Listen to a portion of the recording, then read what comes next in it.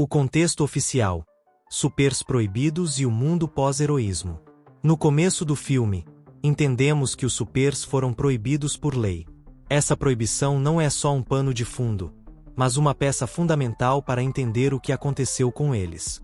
Depois que um resgate dá errado, resultando em um acidente que custa vidas inocentes, o governo decide que os supers são perigosos demais para a sociedade e os obriga a se aposentar.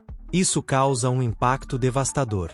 Muitos heróis ficam sem propósito, marginalizados, vivendo vidas comuns ou tentando esconder suas habilidades.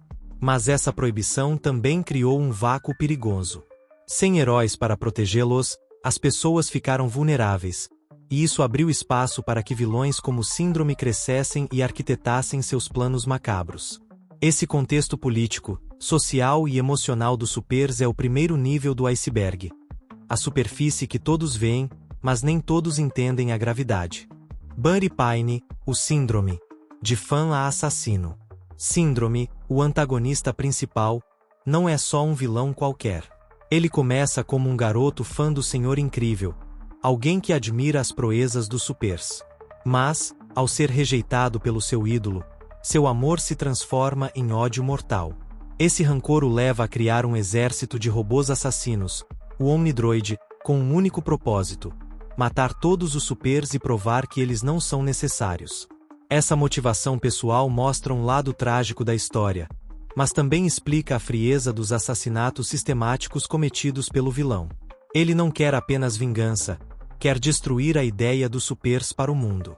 A lista macabra: heróis esquecidos e mortos. Agora chegamos a uma parte muito pouco explorada no filme: a lista dos heróis mortos pelas versões diferentes do Omnidroid. Quando o Senhor Incrível invade o computador de Síndrome, dá para ver rapidamente uma lista com nomes e arquivos. Esses são heróis que nunca apareceram na tela, mas que foram exterminados durante os testes da máquina assassina. Vamos falar sobre eles. Everseer, conhecido por sua visão de raio-x e habilidade de prever movimentos futuros.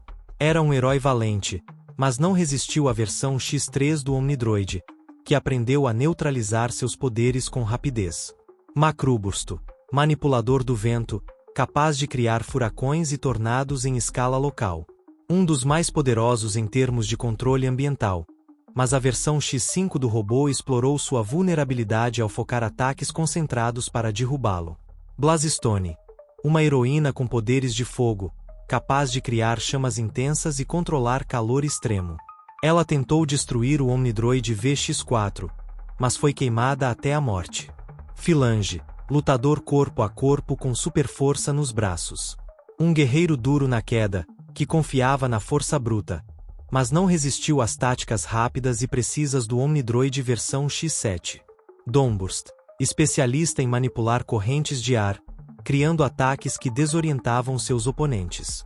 Derrotado sem deixar pistas, sua morte permanece um mistério até para os fãs. Esses nomes são apenas a ponta do iceberg, e seu desaparecimento mostra a frieza calculista de Síndrome em seu plano de exterminar a geração de supers. A morte de Gamma Jack, o herói nuclear. Gamma Jack é talvez o mais poderoso entre os supers esquecidos. Ele tinha habilidades nucleares, conseguia gerar energia radioativa e força sobre-humana, sendo um dos poucos com resistência quase imbatível. Sua morte não é mostrada no filme, mas documentos oficiais da Pixar e teorias de fãs revelam que ele foi morto pelo Omnidroid em uma das primeiras batalhas, provavelmente contra a versão X2. Acredita-se que a luta entre Gamma Jack e o robô tenha sido tão intensa que causou destruição em larga escala na ilha onde os testes eram realizados, deixando marcas que jamais foram explicadas na trama oficial. Essa morte simboliza como até os supers mais fortes foram meros experimentos para o vilão. Ninguém estava a salvo. Zezé, o filho dos incríveis e seus 17 poderes.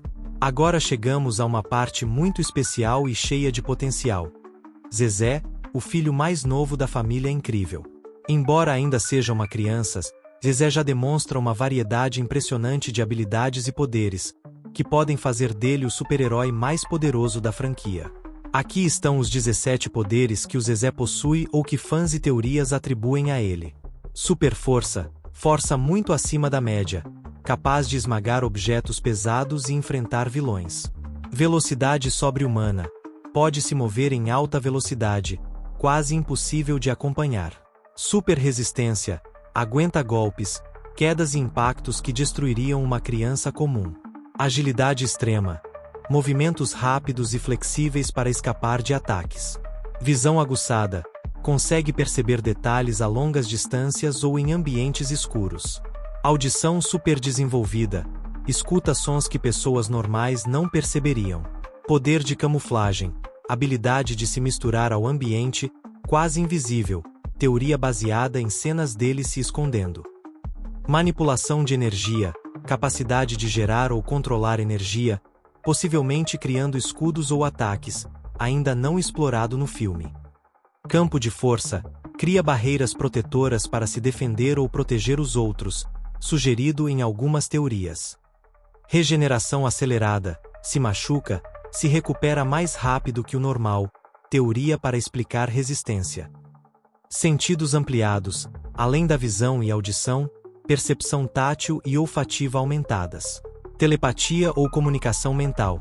Teorias que dizem que ele pode se comunicar com sua família ou outro super sem falar. Inteligência acima da média.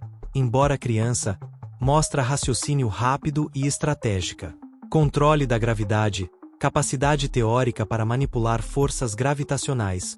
Muito especulativo, mas alguns fãs defendem. Visão de raio-x ou visão térmica.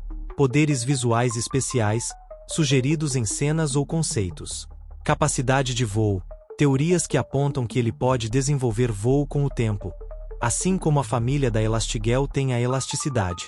Empatia aumentada. Sensibilidade emocional para entender e ajudar os outros, algo que poderia ser um poder emocional ou intuitivo. O plano frio e calculista de Síndrome. O objetivo final de Síndrome não era apenas acabar com os heróis.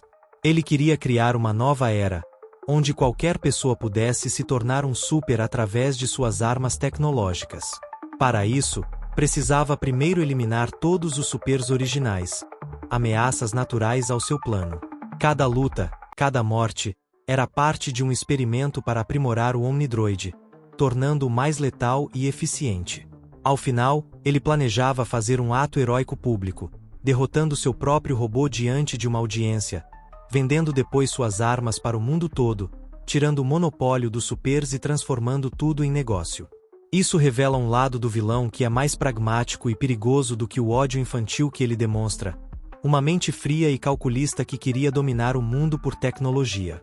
O silêncio do governo e a ausência de intervenção. Outro ponto pouco falado é que o governo sabia dos desaparecimentos dos supers, mas não agiu. Isso gera uma série de teorias sobre uma possível cumplicidade ou conivência com os planos de Síndrome. Como o governo proibiu os supers, talvez tenha visto seu extermínio como uma forma definitiva de resolver a questão dos poderes na sociedade. Esse silêncio institucional levanta questões sobre poder, controle social e até mesmo sobre medo do que os supers representavam. O destino dos corpos e o mistério não resolvido. O filme nunca mostra o que Síndrome fez com os corpos dos heróis mortos. Alguns fãs acreditam que ele descartava os corpos no mar, já que sua base fica próxima à costa. Outros sugerem que ele usava partes das armaduras e equipamentos para criar novas versões do Omnidroid ou para construir armas ainda mais avançadas. Essa questão adiciona um tom macabro à história, reforçando que Síndrome via os supers não como pessoas, mas como ferramentas descartáveis.